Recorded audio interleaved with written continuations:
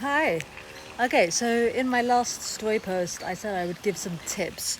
I'm holding money, Indonesian money, in my hand, just in case you wanted to know. Anyway, so I said I would give some tips, particularly for people who do yoga, who, I don't know, they feel, there's a lot of people who do yoga or say they're yoga teachers who say they feel like they're struggling with handstands. And yeah, I mean, I can understand that. Most people who go to a yoga class can do some resemblance, maybe of a butterfly pose.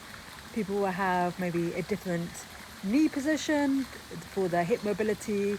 They can do some step towards a crow pose. They can do some resemblance of a headstand. Maybe some people will need support blocks, or but there'll be some step that they can do. It's the same with handstands, but they may not, for example, let's say, be in the middle of the room or after and be balancing after, let's say, it depends how they're training, but after quite a while. And the reason for that is maybe the training is very sporadic. Maybe they just do, let's say, try 2 handstands after doing a lot of different positions and movements in a yoga class. So, for example, they're doing twists, they're doing this, they're doing that, but they're doing a lot of movements which are not necessarily geared to helping them get better at handstands. There's particular drills, mobility exercises, and forms which are really useful for handstands. And yeah, it's been interesting. Sometimes you're hanging out in a space, you're doing your own training, and then you're looking at people who are doing, let's say, the yoga practice, and I don't want to be like dismissive of what they're doing. It's really useful when people are doing something which is connected to their body. But if you look at them, you're like wondering what are they doing physically with regarding the connection with the body. So someone may have a bendy back and they're doing some kind of form of a wheel, but they're not doing something which is like form wise, like the shoulders maybe are internally rotated, the arms are not straight. They're not pushing through the knuckle. They're not doing actions which basically they're not doing specific actions which will be useful for handstands, or their forms are just so weird. You're like, well, if they go from these kind of movements into trying to kick up to a handstand, no wonder they're not balancing. Because if you ask them what they're doing in their random movements they're considering yoga, um, if you're saying what are your shoulders doing, it looks like they don't know, because looking at them, you can't really see an action happening. Or you're looking at the legs, what are the legs doing in the action, in the movement they're doing. It's hard to know what they're actually doing, like as specific body parts. And I think if that is corrected, then the handstands, when they start to learn handstands, it will be so much easier.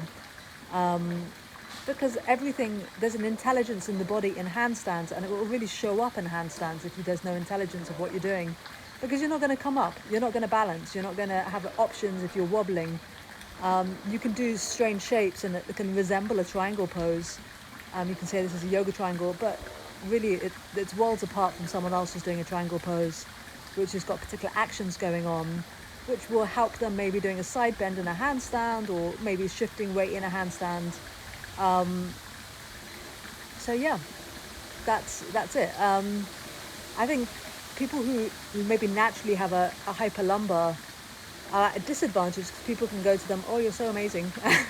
You don't really get this in other fields, but you do get this in yoga, like someone next to them and maybe is not bendy at all, they're like, oh, you're so good, you can bend. But they don't really understand what they're not looking at them, looking at the intelligence of the body, what as a whole, what is it doing.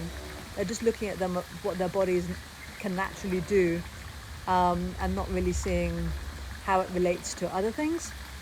So yeah, that's my tip, for people who do yoga or feel like they're struggling. What are you doing in your whole practice, and also what are you doing before you go up into handstands, because obviously that's going to ground your body in a particular way to provide a foundation for the alignment and engagement you need for the handstands. It's not like you just kick up and you're just going to miraculously balance if you've got no connection or specific engagement going on. I remember working, and it's happened quite a few times with people one-to-one, and like we do drills where we're not in handstands before, but working particular engagements we need in the handstand, and they're like, oh, I didn't realize I needed to engage anything. in the handstand. And yeah, you do. It helps. So yeah, so that's my tip. It can apply to anyone, but I see it a lot with people who do yoga.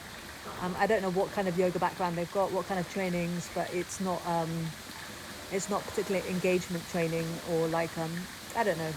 Don't want to say certain yogas do, but they do. Certain yogas particularly condition the body for particular body parts to do certain actions, and some maybe they're just making shapes, and you know, and that's cool as well. But then also see how that will affect what you do next. Okay, wishing you guys a great day. Maybe see some of you in the online class.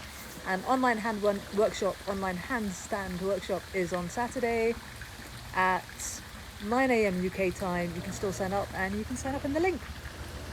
Great to chat. How do I turn this off? Maybe this. No. Okay, I'm still here. Trying to work out how to end